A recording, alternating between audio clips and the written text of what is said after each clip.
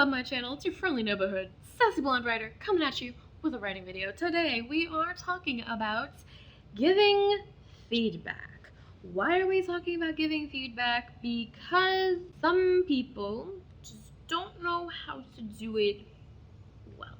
Before we begin, please make sure you hit that subscribe button because I post videos on Wednesdays and I would hate for you to miss them. So just make sure you hit subscribe and make sure you ring that bell so you don't miss any of my fabulous videos that I work super hard on. So today's topic is giving feedback. Whether or not you're a critique partner, a beta reader, a mentor, friend, or family member who's been asked to read a draft of a book, it's really difficult to give feedback in a way that is still respectful and nice to the person because you don't want to damage the relationship, but you also want to be honest with them. You don't want to just tell them it's great even when you think it's a steaming pile of garbage.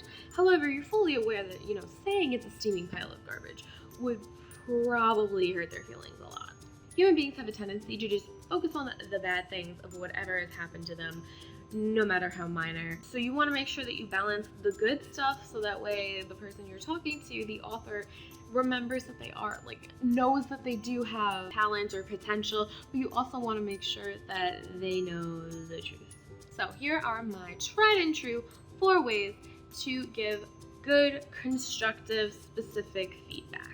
Number 1 is called the sandwich method. Now, I learned this method when I became a camp counselor. The director who explained it to us, they explained it to us all at training and stuff. And basically what you do is you start with the good, like the first piece of bread. You put in the bad, that's like the cheese. And then at the end, you say something positive. So positive, negative, positive. That way, you end on a positive note. So for example, as a camp counselor, the sandwich method would sound something like this. Bobby is so excited for all of the activities we have been doing. We never have to worry about him not liking an activity. He's so eager to try everything.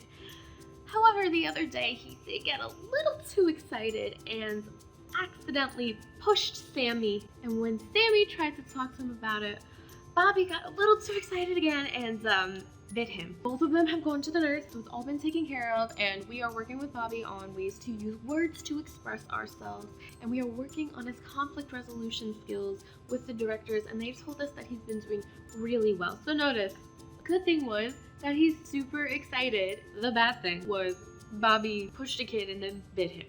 And the follow-up was, he's working on it. For writing, good piece of feedback could be, I really loved the overall plot of this book and all of the twists and turns. The pacing was a bit slow and dragged in some parts. However, I really enjoyed all the different characters and getting to understand the world that you built. So again, you want to make sure that you actually do mention that main bit of concern, which is about the pacing and what I just said, but you don't want to just focus on the pacing, because if you just say pacing sucks, whoever you're talking to is just going to get upset and probably really sad because writing a book is hard. For every one bad thing you have to say, make sure you have at least 2 good things so that way you can reassure the writer. I've been in these shoes before, just so that way you can make sure you reassure the writer on what they are doing right. Because if you just focus on the negative, then that's all they're ever going to think about, and they may just talk themselves out of writing a book altogether. Tip 2, be specific. I learned throughout my life, and I think I mentioned this in previous videos, that whenever you give feedback to someone, it is always better to be specific in what they need to do or what their issue is. That is always more helpful than just giving really vague overall descriptions. So to follow up with the sandwich method, if I had issues with the pacing being a bit slow in a manuscript and dragging in some parts, I would probably point out specific examples. So for example, I was a critique partner of Jane Austen, and I was giving her feedback on Pride and Prejudice. Okay, pretend that this is just regular old Pride and Prejudice. But I was giving her feedback on Pride and Prejudice. I would probably tell her some of the scenes drag a little bit, and they're a little bit slower than others, and the reason why. Because the more specific you are for why something is the way it is, the more easy it is to fix. If I just say your pacing is really off and it dragged a lot, that's not really specific, and that's not really helpful because how do I know when the pacing drags? So for the example of Pride and Prejudice, What I would probably say is the pacing drags in some parts because there's a lot of elaborate descriptions of what people are wearing and what the different rooms look like and how they're decorated and the scenery and blah blah blah blah blah. If you have a description of what a room looks like for a couple of pages, it's going to drag because unless you're writing a home decor book, nobody really needs a very detailed description of the room. Like at that point, just draw them a picture and move on. You want to make sure you're specific with your feedback because then all of a sudden it becomes an easy fix. I, on the other hand, have the opposite problem where my pacing tends to be too rushed and I don't spend enough time establishing characters, increasing dialogue, making sure all the characters are incorporated in my stories. So if people have actually given me that feedback of your pacing is a little rushed, spend more time describing the rooms.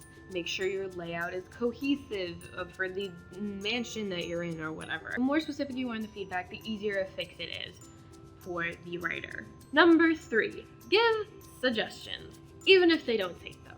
This is probably more for critique partners and beta readers. If you're a critique partner or a beta reader, that's literally why they're working with you, is so you can get specific feedback. And if you're a critique partner, they probably want to hear some suggestions. Even if the writer doesn't actually take the suggestions, I highly recommend that you at least try to give them. The reason why is because whenever you give suggestions about something, that at least gets the ball rolling in their head. And giving suggestions also kind of goes along with being specific. If you have a specific point, like run-on sentences, that's an issue that I personally have, where I do have a tendency to overindulge in the run-on sentence, as you probably learned if you ever try to do closed captions on my videos. But if you're more specific and there is an easy fix, the writer might not necessarily know that there is an easy fix. So if, for example, the issue that you are seeing is clarity, there's too many pronouns and there's too many characters being referred to in one sentence, though if you figure out if you're specific in your feedback on what the issue is, like for example, they're using too many pronouns, or the paragraph is too long and it needs to be broken up, all you need to do is just give that suggestion. When a beta reader gives me a suggestion, most of the time I take it because I'm like, oh, that's an easy fix. This is too much for one paragraph. Okay, easy. Enter or press indent or whatever. Make a new paragraph.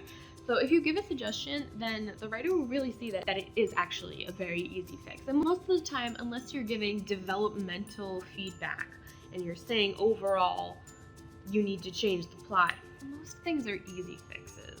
All you have to do is change out a couple of pronouns to the names here or there, eliminate some redundancies. Most of the time, if you are specific and you give suggestions, people like it. I've also found that people are always more receptive to criticism when you have a potential solution that's brought up when you're giving the criticism, or if you just offer an alternative. Even if they end up not going with your suggestion, it always seems less like you're complaining and more like you're trying to be helpful, so you just come across better.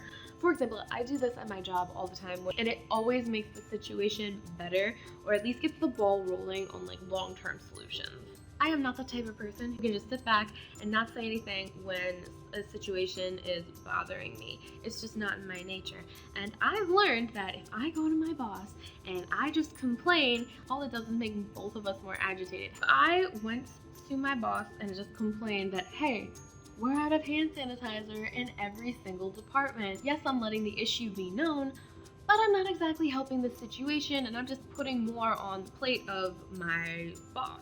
However, if I go to them and I say, hey, we're out of hand sanitizer in every department. Do you think we could set up like monthly deliveries so that way in the future this doesn't happen again? Suddenly, I am the office problem solver and everybody loves me. Even if they end up not taking my idea, at least I'm not just complaining and I actually have a solution and I'm trying to help. The thing is though, is that if you as the feedback giver are giving advice or suggestions, you have to be okay with that person not necessarily taking your advice. At the end of the day, it's their decision. They are the writer. They can do pretty much whatever they want with the book.